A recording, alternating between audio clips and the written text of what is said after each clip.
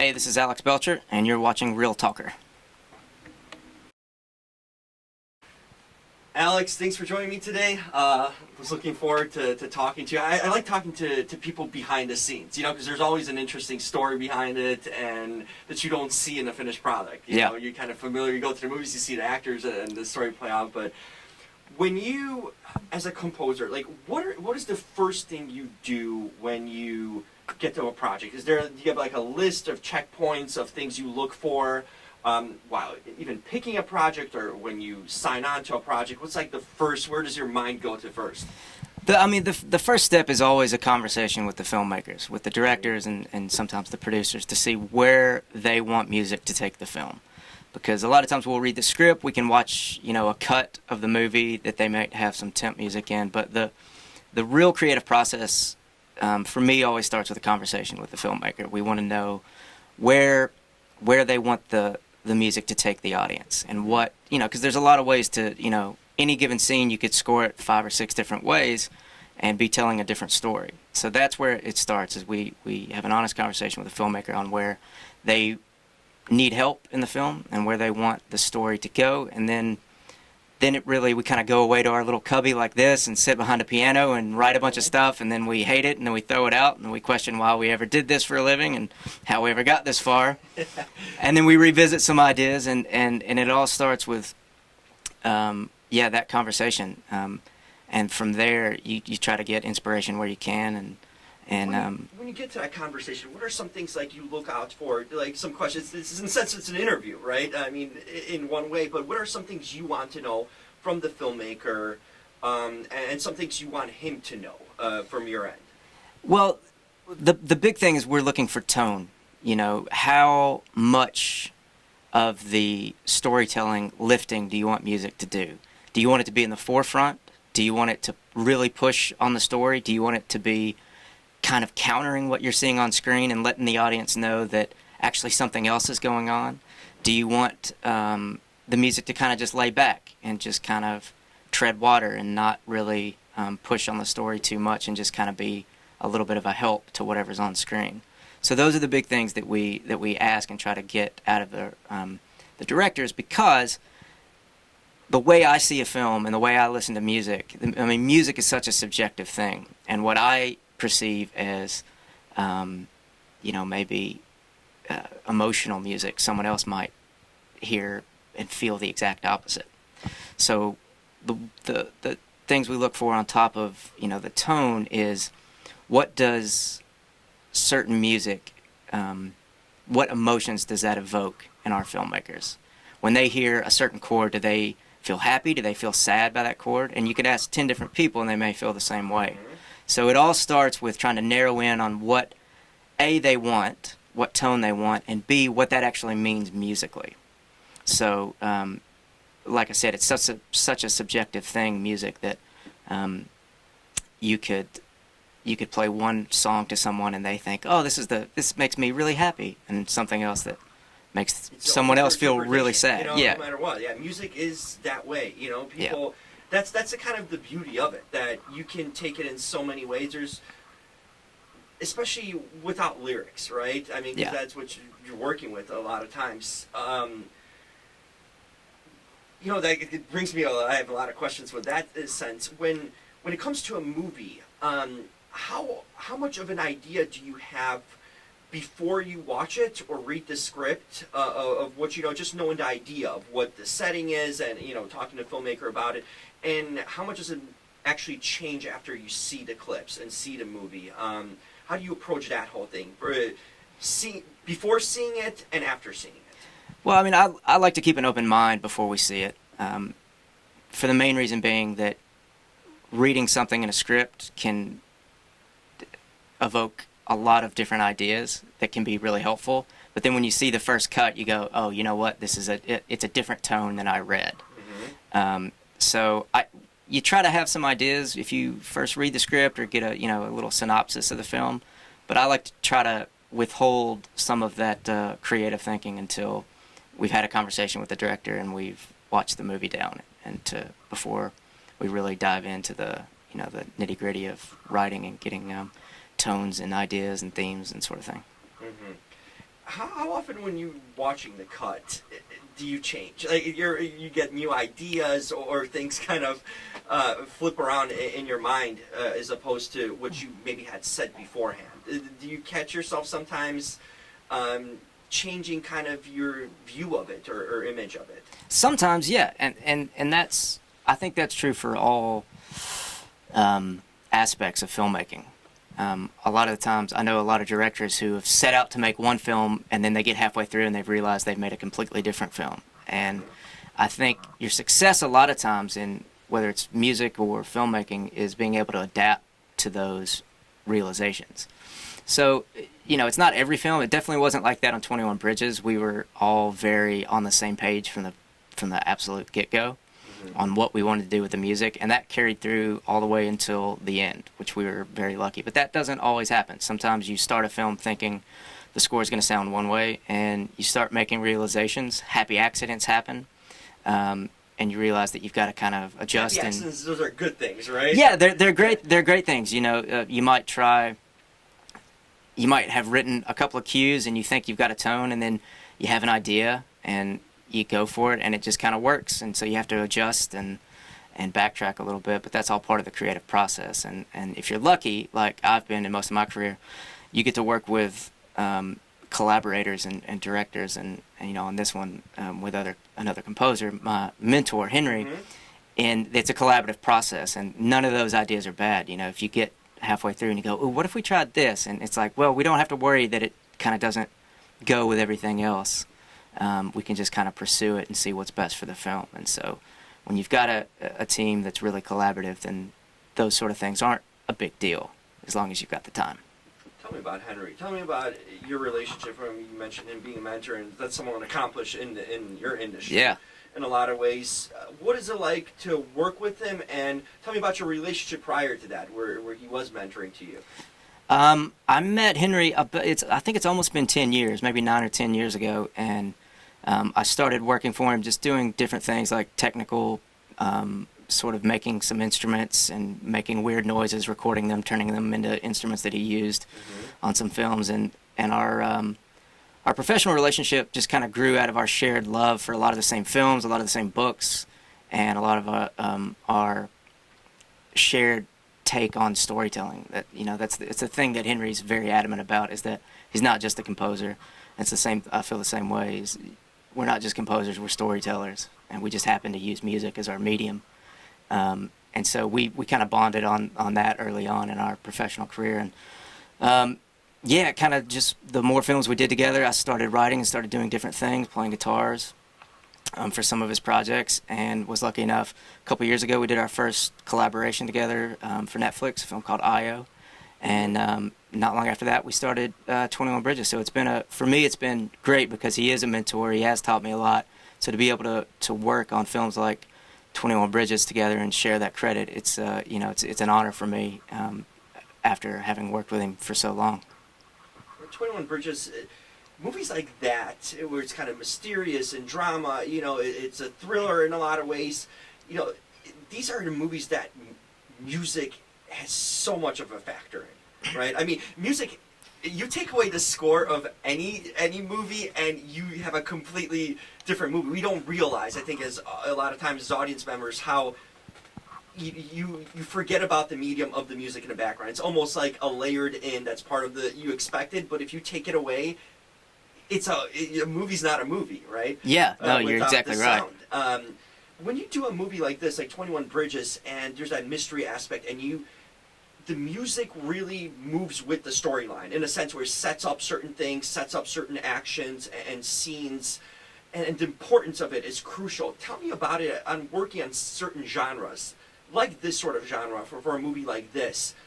How do you correlate it, because it's so in tune with the script literally and what's happening on screen? How do you approach that to add that little bit of intrigue, mystery, fear that's about to come? How do you layer that and approach that? From a musical perspective, it can vary on, depending on, as I said earlier, how much the director, the filmmakers may want the audience to know. Because that's right. Sometimes the music gives it away. In horror Exactly. movies, like you know what's coming right Yeah. there. In a movie like this, where there's a suspense and mystery trying to solve something, exactly how much do you guide the music to give certain away or deter it, maybe? Well, on 21 Bridges, we were really lucky in that from the outset, Brian Kirk, the director, and Joe and Anthony Russo, who produced it, said from the get-go, look, we want music to have an opinion. We don't want it to be in the background. We want it to help tell the story, and we want to let the audience know that something else is going on apart from what you're just seeing. And so for us, getting that direction from the very start really helped in that we didn't have to make that decision. We didn't have to worry, how much can we push? How much can we let the audience know that something's going to happen? We had the direction to go ahead, to push the story with the music. And what we ended up with, I hope, is a score that lets the audience know, like, something's coming. This is not all as it seems, and something else is going on here. And that's a lot of fun to write that kind of music, just from a musical perspective, because the score has an opinion, and it's letting the audience know its opinion. And with this score in particular, on top of that, we got to really tip our hats to to some of our favorite composers, and kind of honor some of our favorite films from the 70s, 60s, 70s, and noir era. So guys like Bernard Herrmann, Quincy Jones, David Shire, like Taking a Pelham 1, 2, 3, Quincy's score for Money, Bernard Herrmann's score for Cape Fear, Taxi Driver, some Jerry Goldsmith as well. We got to really kind of not only write a score that has an opinion and is letting the audience know something without trying to like hold anything back, but we got to do it in a way that we don't often get to, which was with the type of notes we were using, the type of orchestration we were using, and the type of playing that we got to allow the players, all the musicians, to do. So that was, for us, really exciting, is that once we had the direction, like, help us tell the story, push it, go, then really what our job became, and what we were, the questions we had to answer ourselves were, how are we going to do that in a way that we haven't heard in a while? And how can we do that in a way where we're going to honor some of our favorite composers and not embarrass ourselves in the process? And it's a very scary thing. Once you start trying to pay homage to guys you idolize, then you start realizing that, like, oh, I can't mess this up. I've got to really be on my A game, otherwise. Otherwise, if someone compares me to one of these giants in the industry, then it puts a spotlight on you that you maybe not quite want. But hopefully on this, we stay true to ourselves. We didn't overreach, and we're not trying to say that we are on the level of those great composers. But it was just an homage and a tip of the hat. So.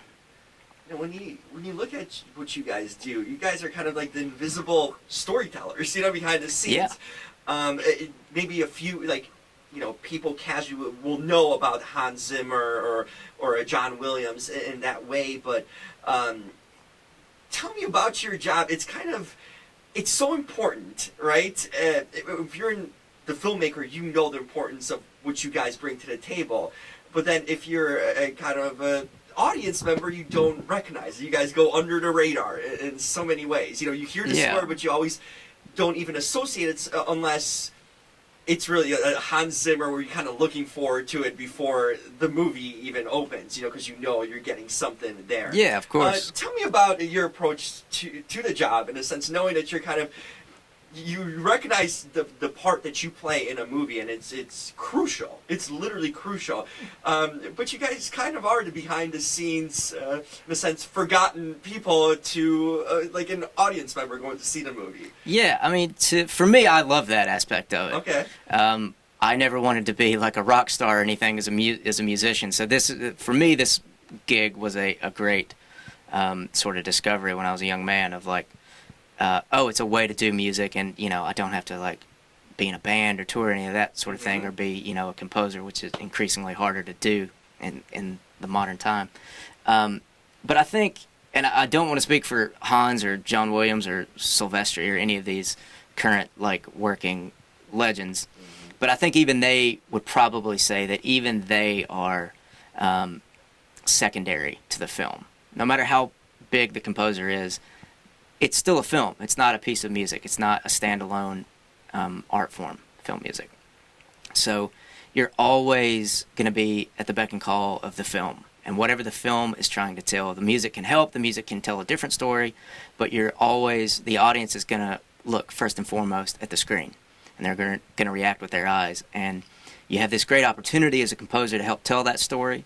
You have a great opportunity to help the filmmakers entertain the audience for the 90 minutes or so that you've got them in the theater. But the film always comes first, and you've got to keep that in mind. I think I know I've made this mistake, and I know a lot of men and women who have in this field, is that sometimes you want to write a piece of music just for the sake of the piece of music, and you try to put it in a film because as a composer you really like it, and it just doesn't work, but you keep trying to, you're like, no, it's going to work, it's going to work, it's going to work. But almost always you get found out. And a filmmaker, a producer will go, look, it's just not working. Or, hopefully yourself, you'll catch it and realize that, look, the film has to come first. The story that the filmmakers are telling is always priority number one. Tell me about your kind of journey from Kentucky out to LA. That big move a lot of us had to make at some point. What was that like for you to make that big move in your life and basically get you to where you are now? Well, I kind of knew since I decided early on what I wanted to do I wanted to do film music. So I started studying composition and arranging and film music for a little while at Berkeley. And I was actually finishing up my degree in Nashville at Belmont University. And moving to LA, from the time I decided to be a film composer, that's something I wanted to pursue, was an inevitability. You can't really do that from anywhere else in the country, or at least do it with the same amount of success, especially when you're starting out. And I knew that, and I'd had advice from professors and some industry professionals that I'd met along the way. So, yeah, it was just an inevitability. So when I finished school, within a couple of weeks, I'd moved out here. And then within a month, I had started working here at Hans Zimmer's place and met Henry. And it happened pretty quickly, and I got really lucky. That's not everyone's story. I know. Everyone gets that quickly, in a sense, lucky, Yeah. or fortunate to end up. No, it is. I was very lucky. I happened to.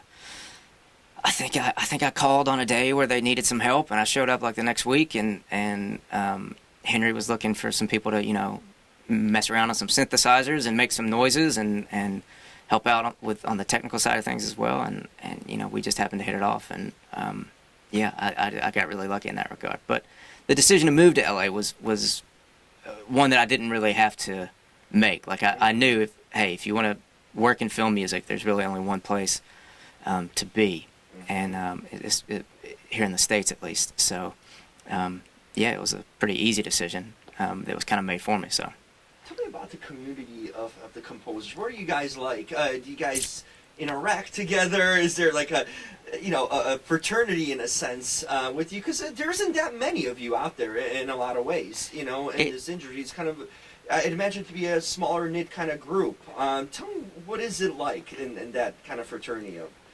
It is. It's a growing profession, to be sure, and thankfully it's one that's growing. Not only in size but in diversity, and we're getting people with different backgrounds and different life experiences, which for me is really great to see the community grow that way, because any art form is better when you've got a more when you've got a population of people with different life experiences contributing to it. Different ideas. It's different ideas. It's different backgrounds. It just makes the art form better, in my opinion. So it is growing, and it is exciting to see that.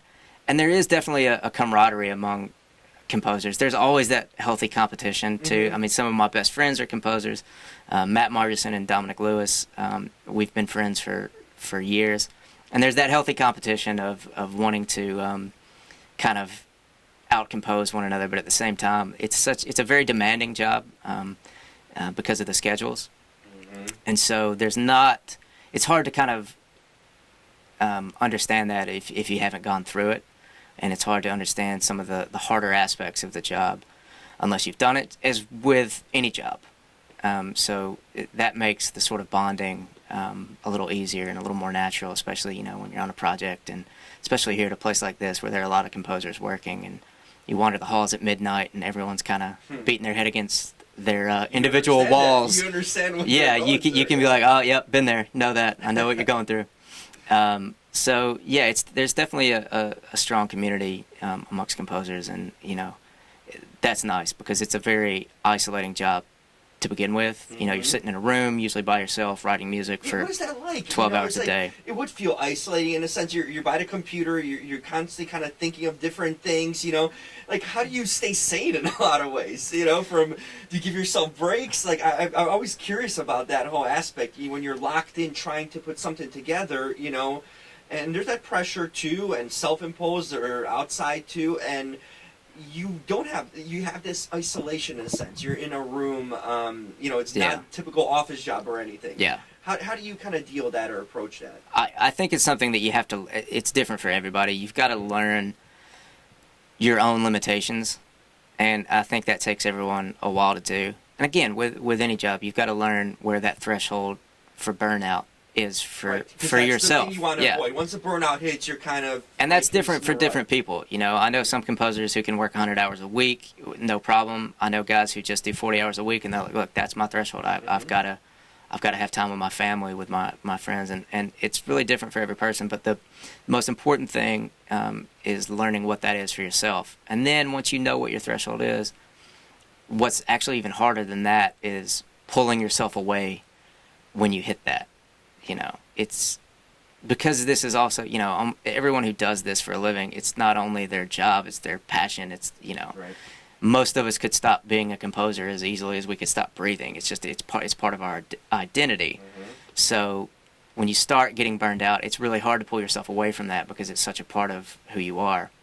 But that's where having close friends who can understand that, who are composers, who are, you know, music editors, mix engineers, they know this life, really comes in handy because a lot of times they can tap you on the shoulder and kind of pull you away from the sequencer and be like, no, you need to take a break. You need to step outside, go see your family for a weekend, clear your head. But yeah, I mean, that's me personally. I try to just spend as much time as I can with my friends and with... Yeah, I was just going to ask you, like, how do you kind of unwind? What do you do in the sense, do you have specific hobbies or something to kind of get away from this? Because you do need that mental break, you know, and re-energize. What are do you have certain outlets you like to do or go? For me, I mean, my girlfriend and I love to travel, and we love to get out of LA whenever we can. We've got a dog who I have pictures of everywhere. I see. Really? Who is, you know, we go on a lot of hikes. So for me, like, being outside is a big one that helps me clear my head, because mainly I'm locked in this room so much of the time, you know, this windowless, beautiful studio that I love. But it's nice to get outside, you know, and clear your head and kind of just kind of put all the creative things on hold for a moment. And yeah, it's a big one, but the more you do it, it's one of those things, the more that you experience life outside of the studio, the easier it gets to pull yourself away from the studio when you need to. When I was young and starting out, and it's really hard to kind of pull yourself away because like it's a studio. I'm working with Henry Jackman, and there's Hans Zimmer's walking the halls. Like, why would I ever leave this place? And that's a very easy thing, mindset to get into when you're young. But as you get older, I think you start to realize that there's a lot more to life than film music, and that takes some time to learn. And part of life is it inspires you, living a life. Like, it's always in this industry, like, you know, especially sometimes, like, beginning actors, like, what's your passion? Acting. Well, what do you like to do for fun? Acting. It's like, you know, you need to live life. Like, life breeds in that performance. Life breeds in your work, right? So the more you experience life and as a normal person, I think that helps your work, right? That's very. I'm gonna go with that answer. So yeah, that's it's really a very insightful commentary into what it's like to work in any creative field. Is that you know, it can't just be what you're doing, because so much of what we do as artists are influenced by life experiences, and if you're not having those, I don't want to say that you can't make good art. I've never been one to believe that you have to suffer to make good art. I know a lot of great composers who have perfectly normal, happy lives, you know. And I That's the way it should be, probably. and they can You know, write you wanna- and they can write tragic string adagios better than, you know, anybody else. So I don't think that that's necessary. Mahler wrote some of his best work when he was his happiest, you know. I don't think you have to suffer for your art, but I think it's really easy to get burnt out on it if you're not having those life experiences, and it does help. It does help, you know, as you grow and go through life to kind of let that seep into your art for sure.